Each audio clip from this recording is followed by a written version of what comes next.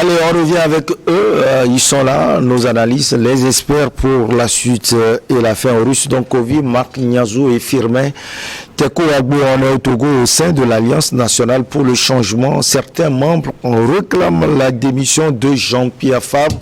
Le leader du parti, un courrier a été adressé à cet effet aux responsables de cette formation politique de l'opposition qui n'ont guère digéré la réaction des partisans qui ont émis le vœu de voir réaliser une alternance à la tête du parti. Peut-être qu'il y a d'autres choses à ajouter à cela ou bien à dire et qui sont derrière l'affaire. La firme Teko Agbo, on vous donne la parole, mais bien avant, vous voulez glisser un mot sur le sujet précédent, c'est-à-dire la Guinée. Oui, sur la Guinée, juste un petit mot. Je vois tout l'intérêt que les Africains portent à ce qui se passe en Guinée actuellement avec ce procès d'Addis Camara, mais ça m'a donné à réfléchir. Il y a eu tellement de procès en France, mais on n'a jamais couvert ça comme ça. Il y a eu le procès de Jacques Chirac. Jacques Chirac, ça n'a jamais été rendu public comme cela. Plusieurs procès de Sarkozy. Financement illicite de campagne, et même l'affaire Karachi où il y a eu mort d'homme. Vous imaginez, mort d'homme. Il y a eu l'affaire Jérôme Cahuzac avec ce procès là aussi. Ils sont moins exposés, ces procès. Voilà, ils sont moins exposés. Ouais. Ils sont moins exposés, c'est ce procès. Mais ici, en Afrique, je lis beaucoup plus un esprit plein d'émotions, et qui ne nous honore pas. On n'est pas les plus voyous.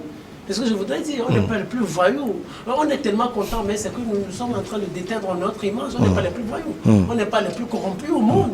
Tout ce que les Occidentaux sont en train de faire ici, c'est de la duplicité, c'est de la corruption. Quand on voit certains contrats que les Occidentaux signent avec nous, c'est de la corruption. Donc on n'est pas les plus corrompus. Qu'on vend de ces images-là africaines au monde, moi je trouve ça un peu... Excusez-moi le mot, mais je trouve ça aberrant. Vous avez parlé d'émotion. Est-ce que vous pensez que c'est l'émotion qui envahit certains membres de l'ANC actuellement? Je ne sais pas. Ce qui se passe au niveau de l'ANC, je ne pense pas que ce soit de l'émotion. Vous pensez que c'est quoi? Non, je ne pense pas que ce soit de l'émotion. Je pense qu'en réalité, je comprends un peu leur attitude. Ils ont raison d'une certaine manière parce qu'ils ont été éduqués avec un esprit de radicalisme. Vous imaginez? Tout ça là est parti d'où? Tout ça là est parti de l'intervention de Gilbert Barra. Voilà, le ministre de la fonction publique. Le ministre de la fonction publique qui a été invité aux obsèques de Patrick Lawson, feu Patrick Lawson, personne, et qui a dit que le Faure Gnassingbé, le président de la République du Togo, l'a secouru lorsqu'il était souffrant. Et que Patrick Lawson, lorsqu'il était de retour, avait même demandé à rencontrer le président de la République, peut-être pour lui dire merci. Donc, cette information... Donc, c'est dit que peut-être le président va l'en vouloir pour ça, parce qu'il n'aime pas trop qu'on en parle. On a senti peut-être Firmin Teko Agbo un jeu purement politique du ministre. Oui, tout d'abord, il y a deux choses à relever à ce niveau. Tout d'abord, c'est... Moi, je pense que c'est une comédie politique. Moi, je ne veux pas le fond, en fait. Je ne parle pas du fond. Ce que le président de la République a fait, ça c'est un acte louable et de solidarité. Vous savez, nous au niveau de nos centres, nous parlons souvent de citoyenneté et paix. Donc c'est un acte citoyen. Donc c'est le président de la République, c'est le père de tous les Togolais. Donc, c'est ça. Là, c'est un acte. Il peut aider tout le monde. Il peut aider tout le monde. Là, à ce niveau, il n'y a pas de problème. Mais l'autre chose, la manière dont Gilbert Barra a parlé de l'affaire, ou appelle à la situation, c'était une pure comédie politique. C'était une pure comédie politique. C'était de la manipulation politique. Donc, avec cet esprit-là, c'est un grand coup. Et vous voulez dire que c'est le point de départ des ennuis aujourd'hui de Jean-Pierre Fabre? Oui, c'était le point de départ. Et ce qui a suivi, beaucoup n'avaient pas l'information. Donc la plupart je n'ai pas l'appareil avec lequel il faut me dire le baromètre. Un bon nombre de militants ou sympathisants de l'ANC ont appris l'information et ils ont dit non, ce n'est pas possible que le président de la République puisse aider Patrick Lawson, parce que c'est un parti radical en fait. Parce que c'est un parti radical. C'est un parti radical. Donc, ils n'ont pas compris, comme vous l'aviez détaillé tout à l'heure, comme le chef de l'État est le papa de tout le monde. Non, il ne peut pas comprendre parce que depuis des années, c'est l'éducation. C'est le radicalisme, c'est ça ou rien. Donc, on apprend. Donc, il n'arrive toujours pas à comprendre que l'ANC, au-delà de l'aspect politique, puisse rencontrer Faure Gnassingbé, puisse discuter avec lui des questions relativement républicaine, il n'arrive pas à comprendre qu'il y a une différence entre l'esprit politique et l'esprit républicain. Donc, à ce niveau, le parti de l'ensemble qui était souffrant, à ce niveau, on ne va pas lui appliquer l'esprit politique. C'est l'esprit républicain, c'est un Togolais. Ce n'est pas un responsable de l'ANC qui est tombé malade, mais c'est un Togolais qui a besoin de la part du président de la République. À ce niveau, il n'y a pas de problème. Mais parce que ceux-là, des membres de l'ANC n'ont pas encore ce niveau de débat-là. Parce qu'on leur a toujours appris que il ne faut pas négocier avec le pouvoir. Ils ont grandi, ont évolué avec ça. Au départ, c'était l'UFC. Et maintenant, c'est l'ANC. L'ANC n'est que l'autre côté où l'ANC. Vous voulez dire le côté radical, de l'UFC? l'UFC classique. L'ANC égale UFC classique. C'est comme ça était aussi l'UFC. C'est radical. Il ne faut jamais négocier avec le pouvoir. Il ne faut jamais négocier. Donc aujourd'hui, ils sont en train de faire, en tout cas, ils font les frais de leur démarche ou de leur position, de leur conviction. Donc sur ce point, il faut comprendre les membres à ce niveau-là. Parce qu'ils font juste, c'est ce qu'on leur a toujours dit, on ne négocie pas avec le pouvoir, on ne prend rien de la part du pouvoir. Apparemment, le porte-parole du parti, Éric Dupuy, plutôt, lui n'a pas compris la réaction de ses militants. Il qualifie de puérile la réaction justement de ses membres et traite ces derniers de naïfs. Marc Gnazou. Vous savez, Éric Dupuy, il a toujours cette manière de parler, et vous m'excusez, mais c'est quelqu'un, entre guillemets, qui ne sait pas parler. Vous savez, qui ne sait pas parler, parce que quand vous parlez... C'est le porte-parole d'un grand parti, quand même. Non. Éric Dupuy, quand il parle, vous êtes toujours en colère, parce qu'il y a certaines paroles, quand vous êtes...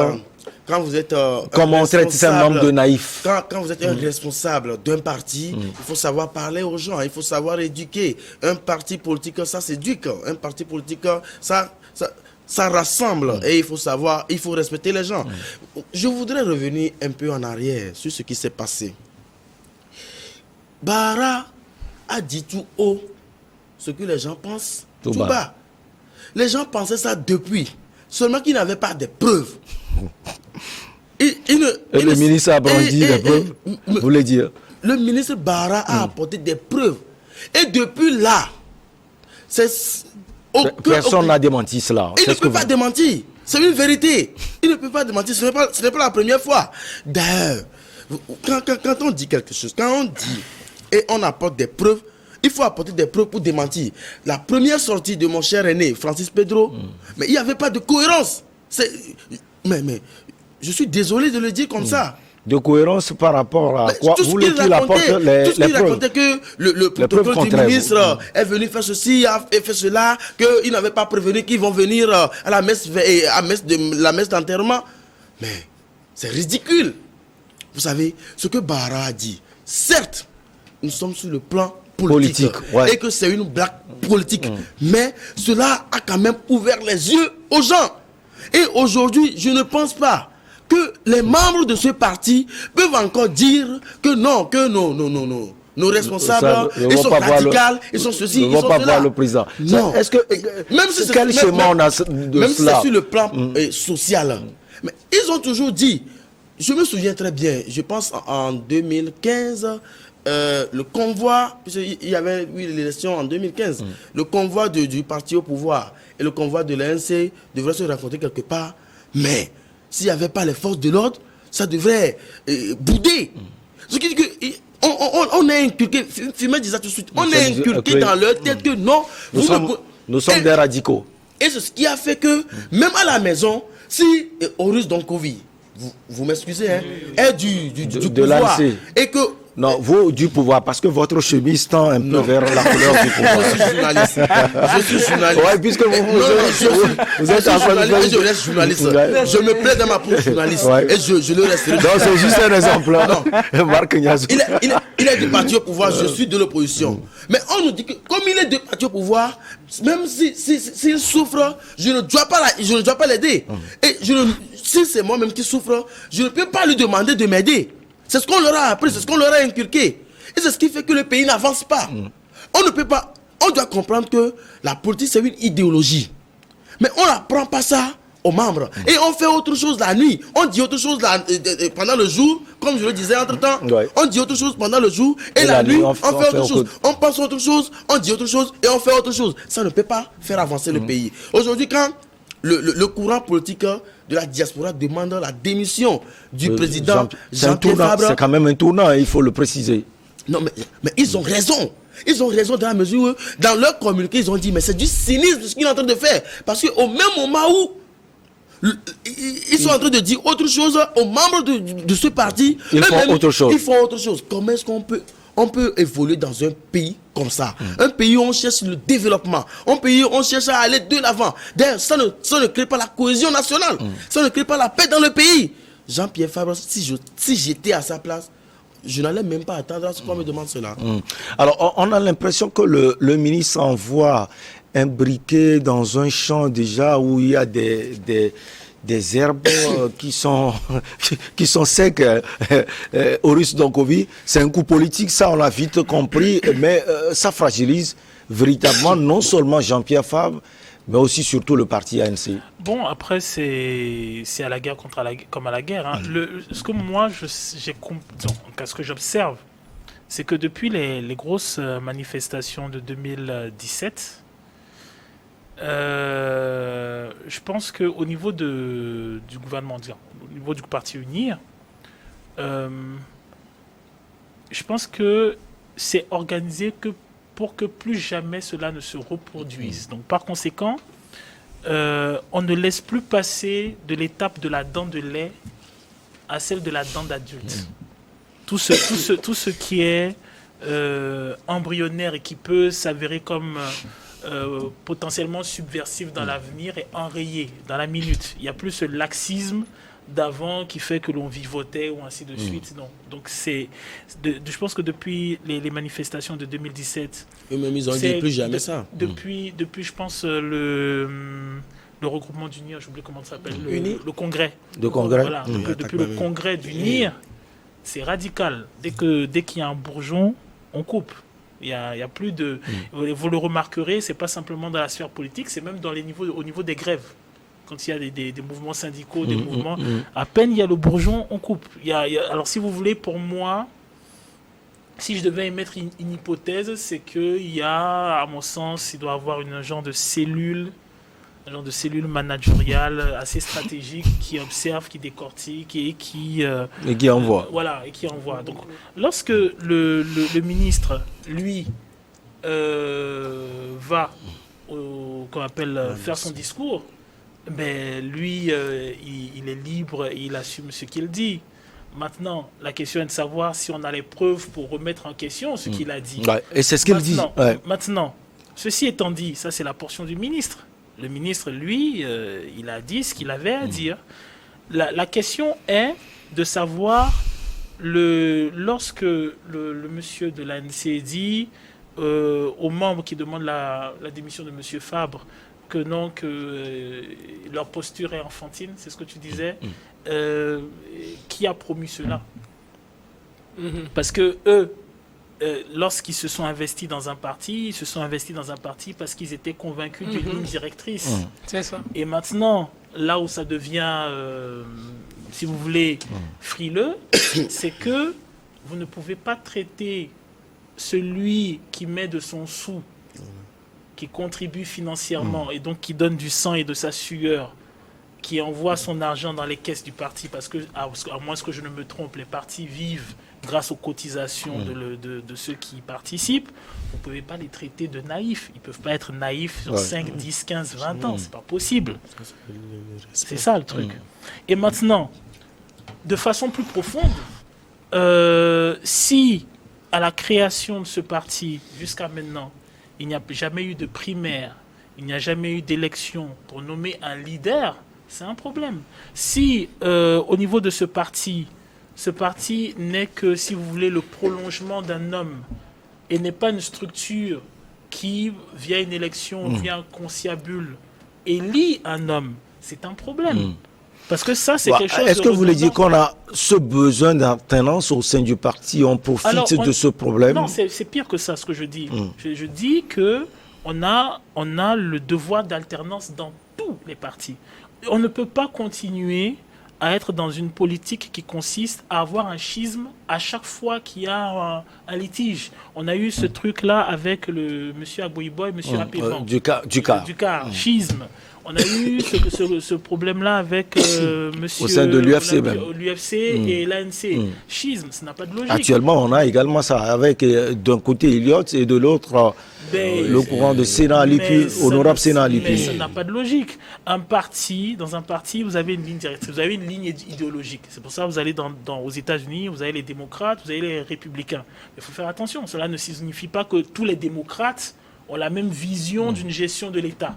Vous allez chez les Républicains, même chose. Vous allez en France, mais c'est la même chose. Vous avez les LR, vous avez la France Insoumise, vous avez le PS, ainsi de suite. Au sein du PS, ce que Hollande voulait faire n'était pas ce que Strauss-Kahn voulait faire, n'était pas ce que Aubry voulait faire. Et justement, comme la démarche, la projection politique est différente, mais chacun des candidats expose aux membres des partis leur vision politique et on fait des primaires.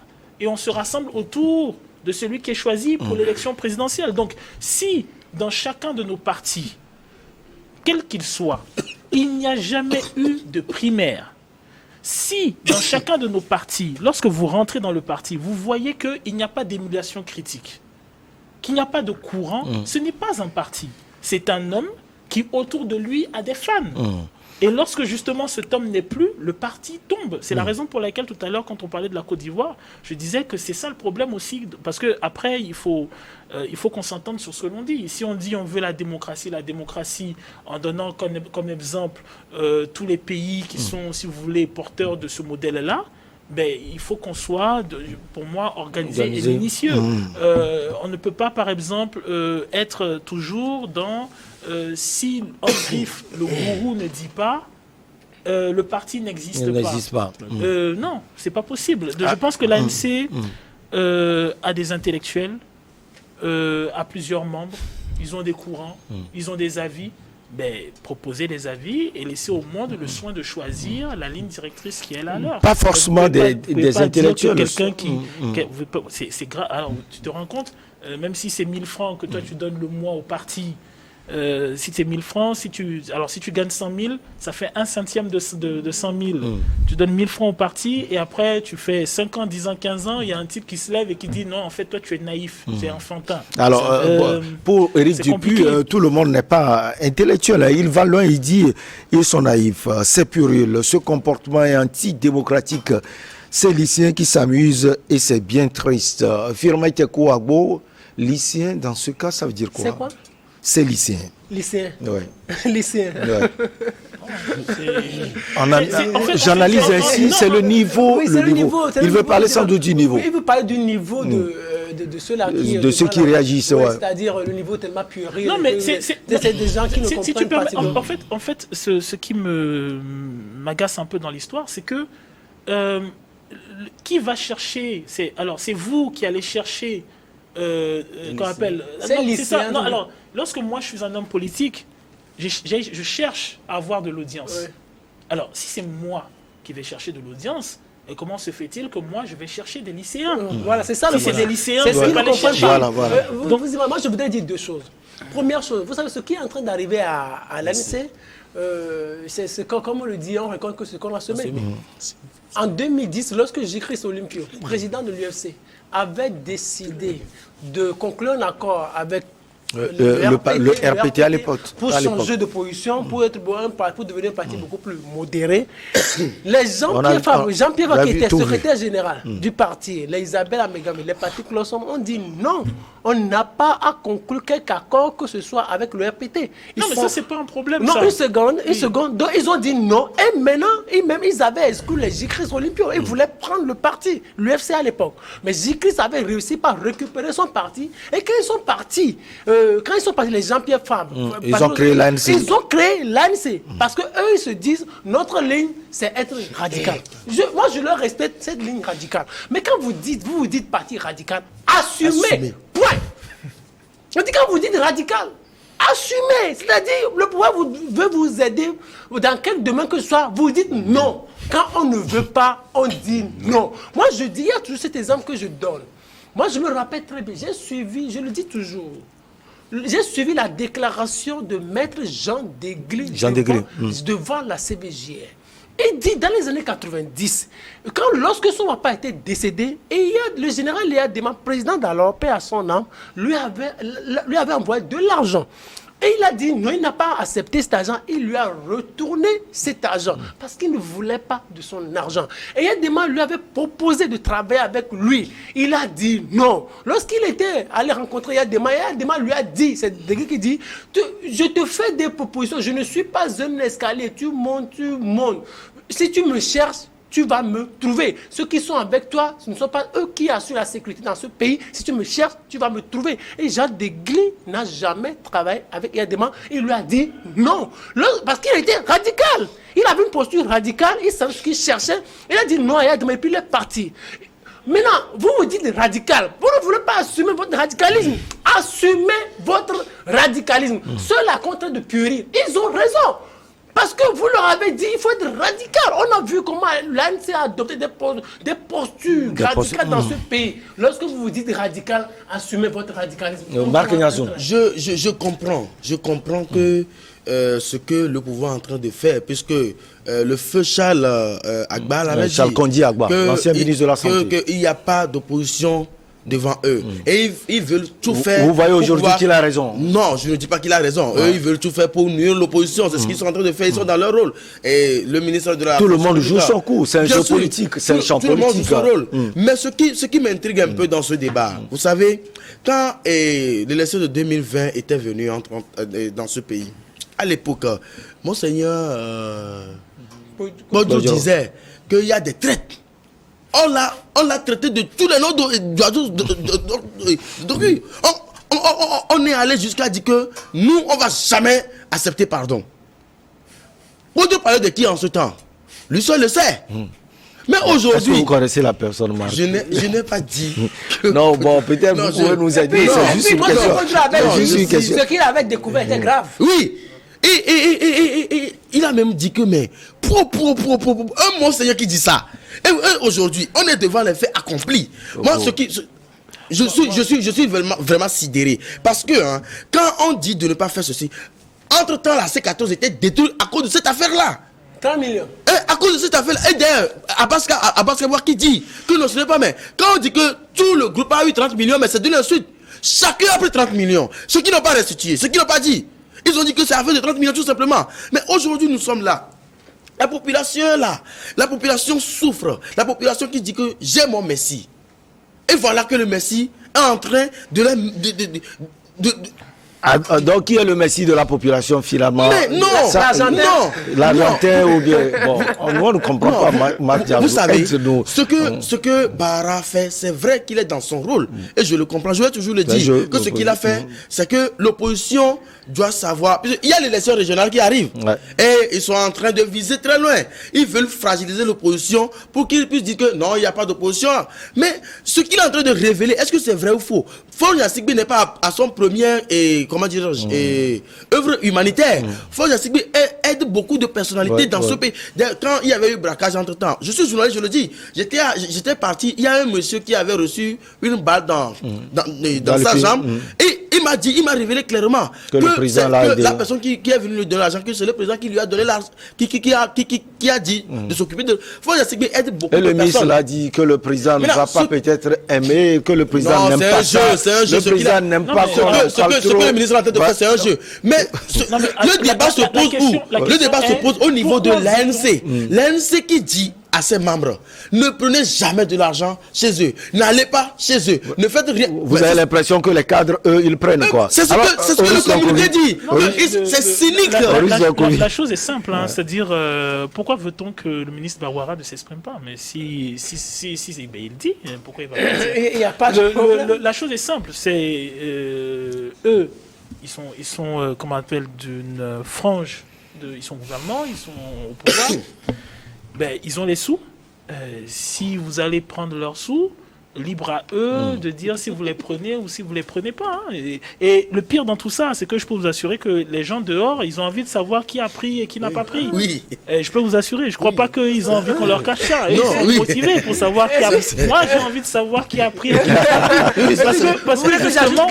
Parce que justement, ce qui est vrai, c'est que oui, que dès qu'on est jeune jusqu'à maintenant, mettons que dans les soubresauts politiques qu'ont connu le Togo, où pratiquement à chaque 2-3 ans il y a une crise, où on a une personnalité qui va émerger, qui va être, comment dirais-je, très dans comment on appelle, la rangue des populations, ainsi de suite. À un moment, je peux vous assurer que tous ceux qui sont dans la ville, dans le pays, ils ont envie de savoir qui est vrai, qui est faux, qui prend pas, et ainsi de suite. Donc, si par exemple, au détour d'un discours, le ministre dit que quelqu'un a pris, et que depuis qu'il a dit qu'il a pris, personne n'a contesté. Donc, une minute seulement. Oui, moi je dis simplement que cette politique-là de l'ANC, aussi radicale soit-elle, est dépassée. En réalité, moi, dans ce monde-là, est-ce qu'il y a une politique propre? L'ANC veut démontrer quoi à qui? L'ANC veut démontrer quoi à qui? Quel est le parti le plus propre? Ça n'a jamais existé. En politique, il n'y a pas de propre. En politique, il n'y a pas de saint ni tout ça n'existe pas. Il n'y a aucun chef d'État occidental propre dans ce monde-là. Ceux-là qui nous chantent la démocratie, ils ne sont pas propres. Regardez l'histoire de Sarkozy, regardez l'histoire de Jacques Chirac, les Mitterrand, les Valéry Giscard d'Estaing. On peut les citer, Firmin Tekou-Agbou. Merci beaucoup à vous, ça a été un plaisir, un réel plaisir. Ça a été un plaisir de vous avoir sur ce plateau, Firmin Tekou-Agbou. Vous êtes chroniqueur politique, vous êtes également le directeur du Centre de recherche et de géopolitique internationale, Firmin Tekou-Agbou. Merci à vous, Marc Niazou, journaliste, analyste politique, passez souvent nous voir. Horus Donkovi, merci infini à vous, activiste panafricain. On dit également merci à nos chers amis toujours branchés. On se retrouve prochainement. À très bientôt.